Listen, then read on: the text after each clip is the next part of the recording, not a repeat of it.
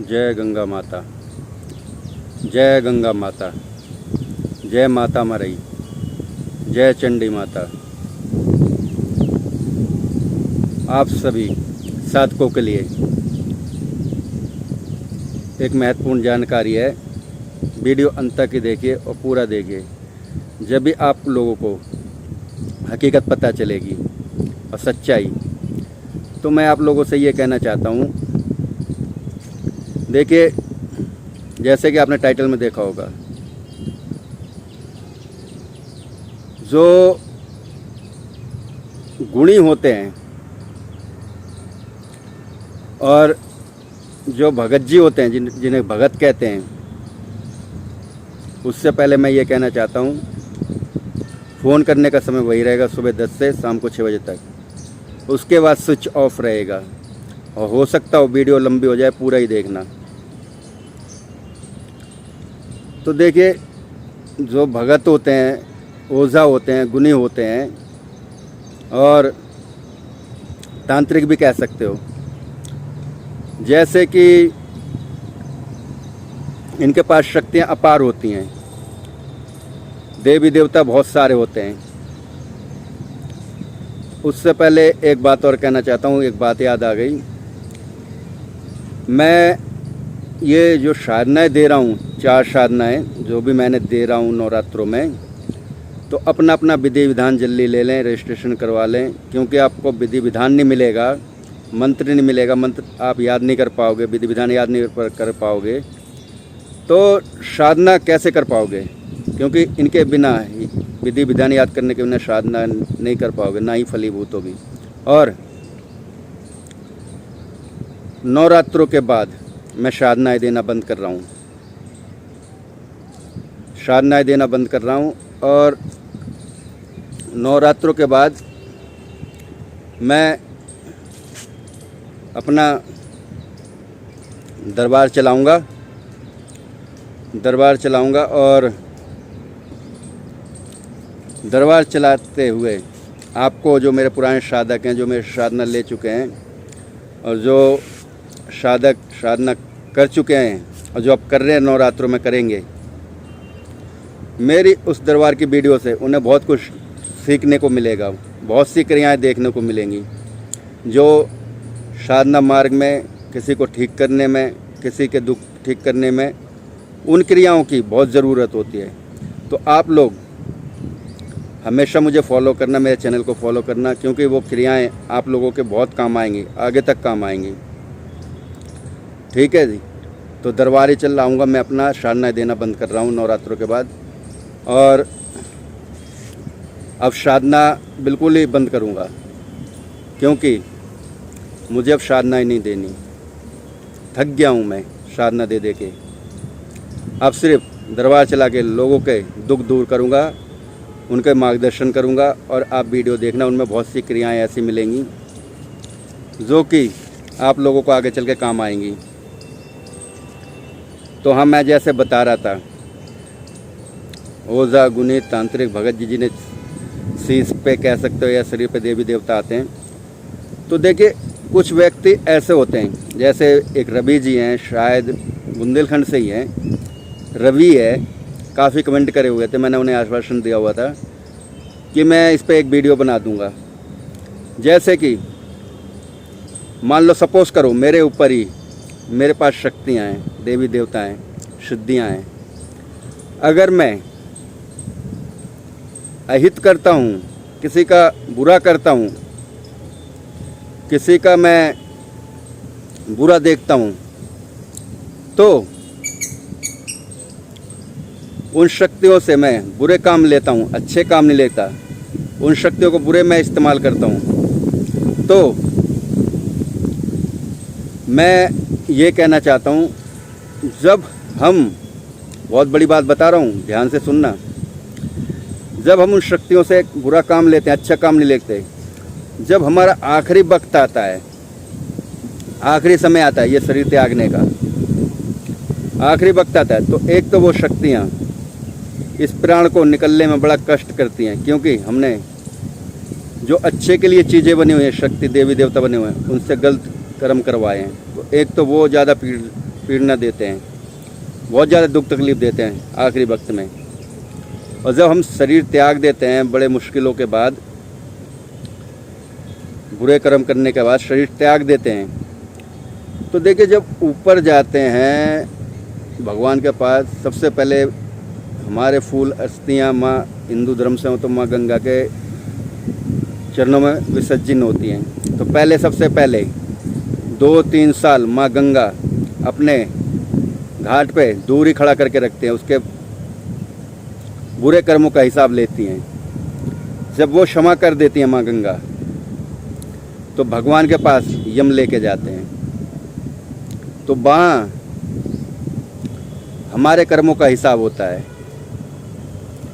हमारे कर्मों का हिसाब होता है। जब हम अपनी सज़ा भुगत चुके होते हैं, जैसे धरती में भुगतते हैं ना पुलिस वाले, कभी जेल में डाल देते हैं, कभी कहीं, तो जब हम वो सज़ा भुगत चुके होते हैं, तो हमें यमदूत के गण, बहुत बड़ी बात बता रहा हूँ और बहुत कम समय में बताऊँगा, यमदूत के गण यमदूत की आज्ञा के अनुसार जब वो आज्ञा देते हैं, इसकी सज़ा पूरी हो गई है, इसे जाओ पृथ्वी लोक में छोड़ के आओ, क्योंकि इसके पास शक्तियाँ हैं, देवी देवता श्राद्ध रखे हैं, इसके पास बहुत सारी चीज़ें ऐसी हैं जो लोक जगत कल्याण करेगी। क्योंकि जीते जी इंसान को धर्म का मार्ग नहीं मिलता और ना वो धर्म पे चलना चाहता है। कुछ ऐसे भी व्यक्ति होते हैं, तो उन्हें जब वो सज़ा भुगत लेते हैं तो पता चलता है कि हमें धर्म के मार्ग पर चलना चाहिए, धर्म के मार्ग पर चलना चाहिए। तो वो जब हमारे पूर्वज धरती पे भेजते हैं, तो सबसे पहले वो माँ गंगा के पास जाता है, भूत योनि में, जिसे कहते हैं प्रेत योनि, प्रेत योनि में माँ गंगा के पास जाता है। तो माँ से आशीर्वाद लेता है, हे माँ, अब मुझे आज्ञा दो कि मैं आपके दर्शन करने के बाद जहाँ भी जाऊँ अपने कुल में, जिसके पास भी जाऊँ, क्योंकि कुल किसी किसी का बहुत बड़ा होता है, जहाँ भी जाऊँ, जिस कुल में भी जाऊँ, तो मैं लोक जगत कल्याण ही करूँ। तो माँ आशीर्वाद देती है। फिर वो भटकता है, देखता है अपने घर में, अगर कुल बड़ा हो, परिवार बड़ा हो, देखता है किसका मन निर्मल चंचल और दूसरे के प्रति दयावान है, उसी को, उस बच्चे को या उस कुल के, हो सकता हो 10-12 साल का बच्चा हो, 15 साल का हो सकता हो, 25 साल का व्यक्ति हो, और अधेड़ उम्र का हो, 30-40 साल का, जिसका मन अच्छा होगा, दूसरे के प्रति अच्छा भाव रखता होगा, निर्मल चंचल होगा, धर्म को मानता होगा, उसको वो चुनता है प्रेत। चुनने के बाद 2-3-4 साल उसकी परीक्षा लेता है सपनों के माध्यम से। कभी उसे सपनों में दिखेगा, कभी कैसे दिखेगा, कभी हो सकता हो सपनों में पुरानी जगह जो आपके पूर्वजों जैसे रहते थे वैसे दिखाएगा, कोई स्थान दिखाएगा, देवी स्थान, क्योंकि देवी स्थान भी होते हैं। ये सभी की बात कह रहा हूँ, ओझा, गुनी, तांत्रिक, जो भगत जी होते हैं, जिनके सर पे शक्तियाँ आती हैं, खेलती हैं, सभी की बात है ये। तो वो 1.5-2 साल उनकी परीक्षा लेने में लगा देते हैं कि ये शक्तियाँ मेरे से लेने के बाद मैं इन्हें शक्तियाँ प्रदान कर दूँ तो ये किसी का हित नहीं करेंगे। और उनकी उस परीक्षा पर जो सपनों में वो दिखाते हैं, बताते हैं, सपनों में जो वचन लेते हैं, उस पर वो खरा उतरा तो आगे का विधान बताते हैं। और हाँ, रवि जी, आपने ये पूछा था ना रवि कि हम कैसे कांटेक्ट करें। देखिए, मैं नहीं जानता, आपके घर बड़ा भी हो, परिवार बड़ा हो, गोत्र बड़ा हो, जिसे वंश कहते हैं, अगर आपके पूर्वज भगत जी थे या उनके शरीर पर कोई देवी देवता आते थे, या गुनी थे जिसे गुनिया कहते हैं, वो शरीर त्याग चुके हैं, तो उनका अपने स्थान आपके घर वालों ने या खानदान वालों ने कोई स्थान बनाया होगा। अब मैं वो बात बता रहा हूँ जहाँ से आपको शक्तियाँ प्रदान होंगी। तो स्थान उनका बनाया, उनका छोटा सा चबूतरा बनाया, जो भी हो स्थान बनाया आपने, आपके पूर्वजों ने, वहाँ नहा के 1 लोटा जल उनके स्थान को ढारो गंगा माँ का नाम लेके, और एक सरसों के तेल का दिया वहाँ डेली प्रचलन करो, जलाओ, 2 अगरबत्ती लगाओ। सुबह शाम आपको अगरबत्ती लगानी है, एक दिया प्रचलन करना है, चिराग रखना है वहाँ। आपका मन या आपके परिवार में कोई और ये क्रिया करता है तो उन पे ब्रह्मभू हो जाएंगे, उन पे खुश हो जाएंगे, उन्हें प्रदान कर देंगे। आप ये कर सकते हो। तो धीरे धीरे, क्योंकि जैसे आपने कहा था वो बंगाल पढ़े हुए हैं, बंगाल से सीख के आए हुए हैं, क्योंकि बंगाल की विद्या बहुत तीव्र गति से चलती है और बंगाल पढ़ा हुआ व्यक्ति उसे हर कोई की नहीं खिला सकता, वो अपने मर्जी से खेलेगा। चाहे आप किसी दरबार में ले जाओ, किसी को परेशान कर रहा हो, चाहे आप किसी भी बड़े स्थान पे, क्योंकि वही शक्ति खेलेगी जो उसने पढ़ रखी होगी, सीख रखी होगी। वो अपने गुरु की बात नहीं बता सकती, क्योंकि उसने उस देवता को पढ़ रखा हो, सीख रखा हो, सिद्ध कर रखा होगा, तो वो अपने गुरु का वर्णन नहीं बताएगा, वो छुपा लेगा, क्रिया बता देगा। तो वीडियो लंबी हो रही है, थोड़ी और मैं बात करूँगा।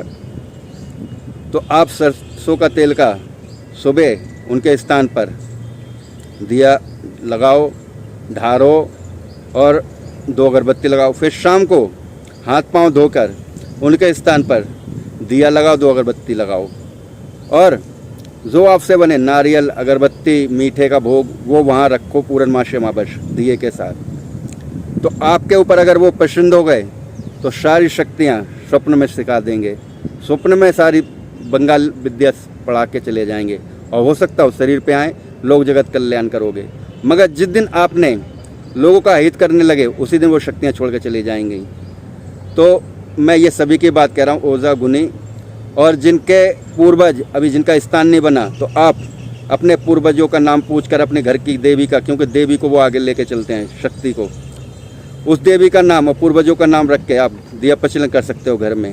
तो आशा है समझ गए होंगे। मुझे कमेंट बॉक्स में बताना मैंने ज्ञान कैसा दिया और लाइक करना। जय माता गंगा, जय माता मरई, जय चंडी माता।